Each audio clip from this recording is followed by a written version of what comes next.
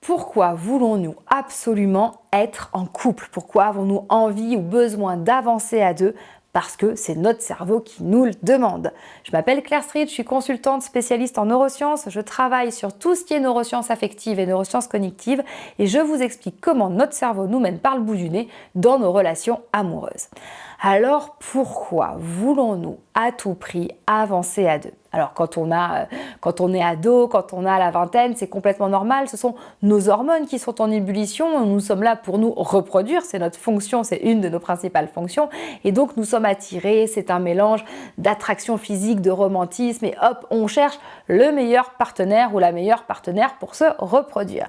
Et ça fait partie véritablement de notre schéma, neurologique par rapport à tout ceci. Et puis, on avance dans l'âge, on a une expérience, 2 expériences, 3 expériences, et nous avons du mal à ne pas être en couple.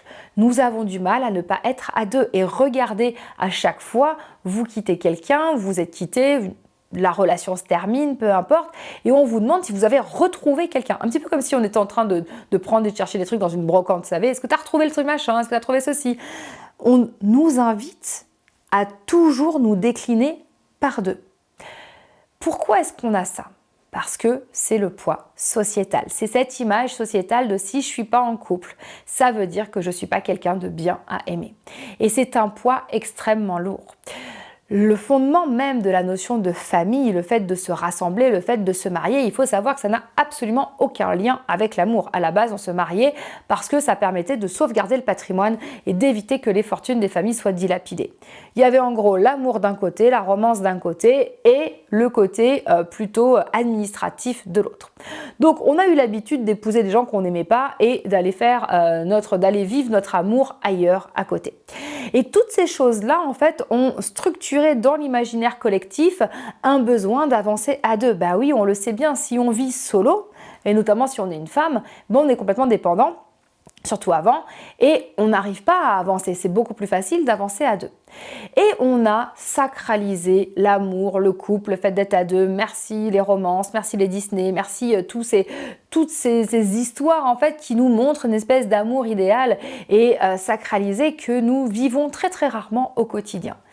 Et pourtant, à force de regarder tout ceci, à force d'être nourri de toutes ces images, notre cerveau est convaincu que ce dont nous avons besoin, c'est ce que veut tout le monde. Et comme tout le monde veut être en couple, notre cerveau est convaincu que c'est ce qui est bon pour nous aussi. Alors notre cerveau est totalement biaisé et il est totalement influencé par ces choses-là. Et nous avons cette idéalisation du couple.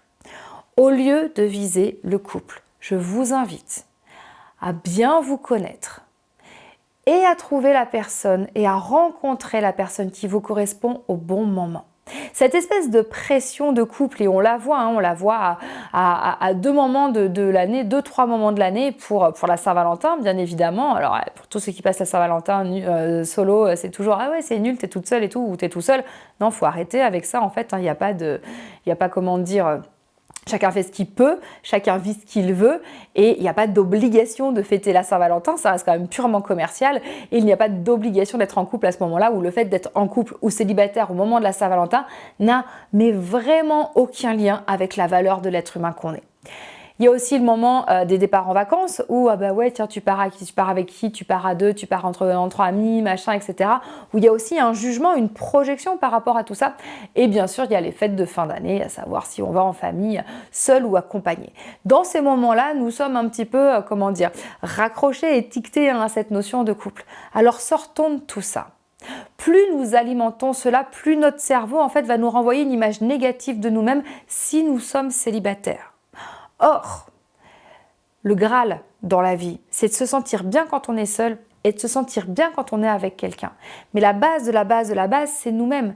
Je me sens bien avec moi-même, je suis bien avec moi-même et je peux donc faire rentrer dans ma vie, attirer à moi la personne qui me correspond.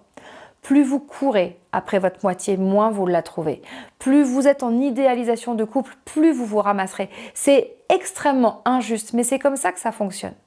Prenez le temps de comprendre ce que vous voulez vivre.